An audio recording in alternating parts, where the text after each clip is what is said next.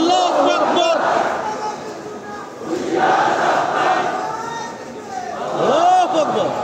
মুহতারাম হাজিরিন, কথাটা পরিষ্কার, ঈমানের এই জায়গাটাকে কোনোভাবেই অস্পষ্ট রাখা যাবে না। এই কথা খুলে খুলে জাতির প্রতিটি ঈমানদারের কানে কানে পৌঁছে দিতে হবে। এই বিষয়ে আমাদের নীরবতার কারণে, এই বিষয়ে উলামায়ে উম্মাত জাতিকে যথাযথভাবে তাদের পয়গাম পৌঁছে না দেওয়ার কারণে, এই বিষয়ে উলামায়ে কেরামকে কথা বলতে বাধা দেওয়ার কারণে হাজার হাজার নয়, লক্ষ লক্ষ নয়, কোটি কোটি মুসলমান নামে মুসলমান হলেও তারা তাওহীদ ফিল হাকিমিয়া, আইনের ক্ষেত্রে আল্লাহ পাকের একত্ববাদকে অস্বীকার করে তাগুতের আইনগুলোকে স্বতঃস্ফূর্তভাবে মেনে নেওয়ার কারণে সব মুশরিক এবং বেঈমানে পরিণত হয়েছে। কোটি কোটি মুসলমান নামে মুসলমান, যেমনটা আল্লাহ বলেছেন, ইয়াজুমুনা আন্নাহুম আমানু, তারা দাবি করে যে তারা ঈমানদার, অথচ তারা কশিন গেলেও ঈমানদার হতে পারে না।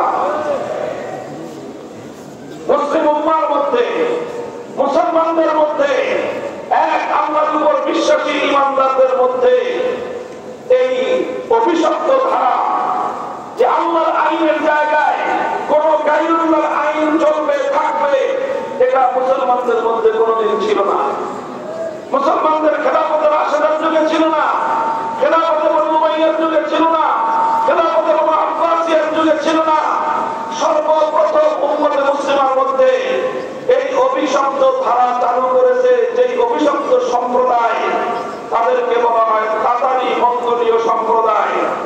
তারা ৬ষ্ঠ শতাব্দীতে মুসলমানদের খেলাফতের মার্কাজ বাগদাদকে ধ্বংসস্তূপে পরিণত করে লক্ষ লক্ষ মুসলমানদেরকে ধ্বংস করে হত্যা করে তারা মুসলিম বিশ্বের বিশাল এলাকা দখল করে নেয়।